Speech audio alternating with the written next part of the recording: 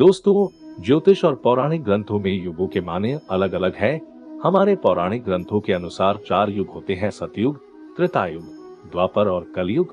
कहते हैं कि कलयुग में पाप अपने चरम पर होगा। वर्तमान में यही कलिकाल अर्थात कलयुग चल रहा है। ग्रंथों में इस युग में क्या क्या होगा या घटेगा, यह स्पष्ट लिखा गया है। आइए मिलकर जानते हैं पुराणों में कलयुग का व्याख्यान कैसा है, और वीडियो के अंत में यह भी जानेंगे कि इस घोर कलयुग से बचने का मात्र तरीका क्या है। तो दोस्तों, वीडियो को अंत तक जरूर देखें। तो स्वागत है आपका हमारे सत्य सनातन ज्ञान चैनल पर, और आपने अब तक हमारा चैनल को सब्सक्राइब नहीं किया है तो कृपया सब्सक्राइब करके बेल आइकन को जरूर दबाएं। नंबर 1,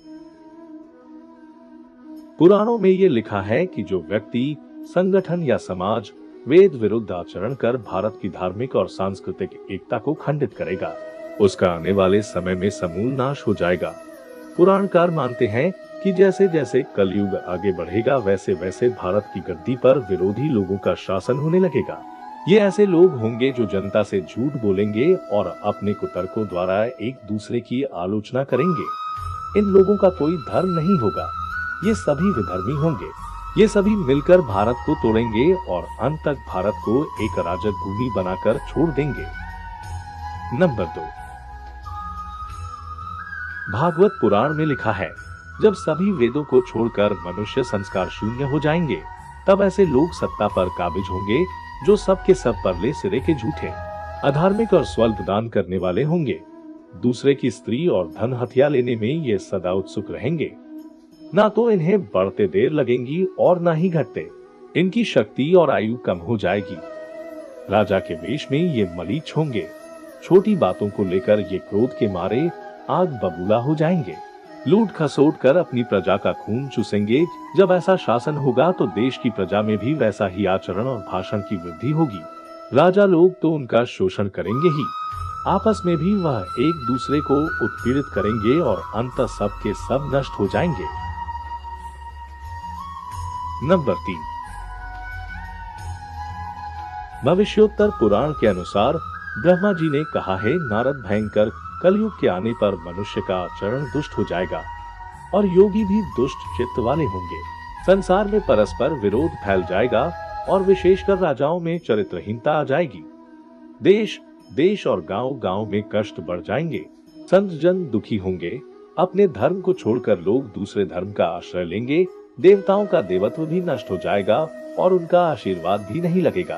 साथ ही मनुष्य की बुद्धि धर्म से विपरीत चलती जाएगी। नंबर 4, महर्षि व्यास के अनुसार कलयुग में मनुष्यों में वर्ण और आश्रम संबंधी प्रवृत्ति नहीं होगी। वेदों का पालन कोई नहीं करेगा। कलयुग में विवाह को धर्म नहीं माना जाएगा। शिष्य गुरु के अधीन नहीं रहेंगे। पुत्र भी अपने धर्म का पालन नहीं करेंगे। कोई किसी भी कुल में पैदा क्यों ना हुआ हो, जो बलवान होगा वही कलयुग में सबका स्वामी होगा। सभी वर्णनों के लोग कन्या बेचकर निर्वाह करेंगे और कलयुग में जो भी किसी का वचन होगा उसी को शस्त्र माना जाएगा। नंबर 5, कलयुग में थोड़ा सा धन आने से मनुष्य में बड़ा घमंड होगा। स्त्रियों को अपने केशों पर ही रूपवती होने का गर्व होगा। कलयुग में स्त्रियां गरीब पति को त्याग देंगी। उस समय धनवान पुरुष ही स्त्रियों का स्वामी होगा। जो अधिक देगा उसे ही मनुष्य अपना स्वामी मानेगा। कलयुग के लोग प्रभुता के कारण ही संबंध रखेंगे। नंबर 6, कमाया गया धन घर बनाने में ही समाप्त हो जाएगा। इससे दान पुण्य के काम नहीं होंगे और बुद्धि धन के संग्रह में ही लगी रहेगी। सारा धन भोग में ही समाप्त हो जाएगा। कलयुग की स्त्रियां अपनी इच्छा के अनुसार आचरण करेंगी। विलासिता में ही उनका मन लगा रहेगा। अन्याय से धन पैदा करने वाले पुरुषों में उनकी आसक्ति होगी। कलयुग में सब लोग सदा सबके लिए समानता का दावा करेंगे, लेकिन असल में ऐसा होगा नहीं। नंबर 7, कलयुग की प्रजा बाढ़ और सूखे के भय से व्याकुल रहेगी। सबके नेत्र आकाश की ओर लगे रहेंगे, लेकिन वर्षा न होने से सूखे से परेशान मनुष्य आत्महत्या करने को मजबूर होंगे। कलयुग में सदा अकाल ही पड़ता रहेगा। सब लोग हमेशा किसी न किसी कलेश से घिरे रहेंगे, किसी किसी को तो थोड़ा सुख मिल भी जाएगा। सब लोग बिना स्नान करे ही भोजन करेंगे। देव पूजा, अतिथि सत्कार, श्राद्ध और तर्पण की क्रिया कोई नहीं करेगा। कलयुग की स्त्रियां लोभी, नाटी और अधिक खाने वाली और मंदभाग्य वाली होंगी। गुरुजनों और पति की आज्ञा का पालन नहीं करेंगी, अपना ही पेट पालेंगी और क्रोध से भरी रहेंगी। देश शुद्धि की ओर ध्यान नहीं देंगी और असत्य और कटु वचन बोलेगी। इतना ही नहीं, वे दुराचारी पुरुषों से मिलने की अभिलाषा करेंगी। नंबर 8, कलयुग आने पर राजा प्रजा की रक्षा नहीं करेंगे, बल्कि करके बहाने प्रजा के ही धन का अपहरण करेंगे। अधर्मी मनुष्य संस्कारहीन होते हुए भी पाखंड का सहारा लेकर लोगों को ठगने का काम करेंगे। उस समय पाखंड की अधिकता और अधर्म की वृद्धि होने से लोगों की आयु कम होती चली जाएगी। घोर कलयुग के समय 5 से 7 वर्ष की स्त्री और 8 से 10 वर्ष के पुरुषों की ही संतान होने लगेगी। घोर कलयुग आने पर मनुष्य 20 वर्ष तक भी जीवित नहीं रहेंगे। इसके अलावा लोग मंदबुद्धि होंगे, व्यर्थ के चिंता धारण करने वाले और बुरी सोच वाले होंगे। नंबर 9, लोग ऋण चुकाए बिना ही हड़प लेंगे तथा जिसका शास्त्र में कहीं विदा नहीं है, ऐसे यज्ञों का अनुष्ठान होगा। मनुष्य अपने आप को पंडित समझेंगे और बिना प्रमाण के ही सब कार्य करेंगे। तारों की ज्योति फीकी पड़ जाएगी, दशों दिशाएं विपरीत हो जाएंगी, पुत्र पिता को तथा बहुएं सास को काम बताएंगी। कलयुग के समय के साथ साथ मनुष्य वर्तमान पर विश्वास करने वाले शास्त्र ज्ञान से रहित, दम्भी और अज्ञानी होते जाएंगे।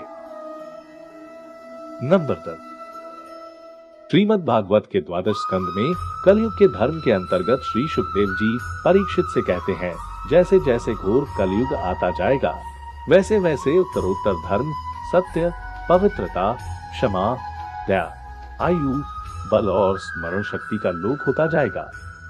कलयुग के अंत के समय बड़े बड़े भयंकर युद्ध होंगे, भारी वर्षा, प्रचंड आंधी और जोरों की गर्मी पड़ेगी।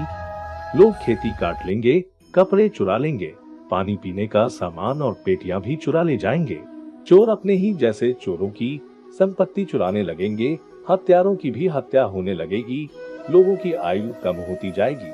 कलयुग के अंत में जिस समय कल की अवतार अवतरित होंगे, उस समय मनुष्य की परम आयु केवल 20 या 30 वर्ष ही रह जाएगी। जिस समय कल की अवतार आएंगे, उस समय मनुष्य की लंबी काफी कम हो चुकी होगी।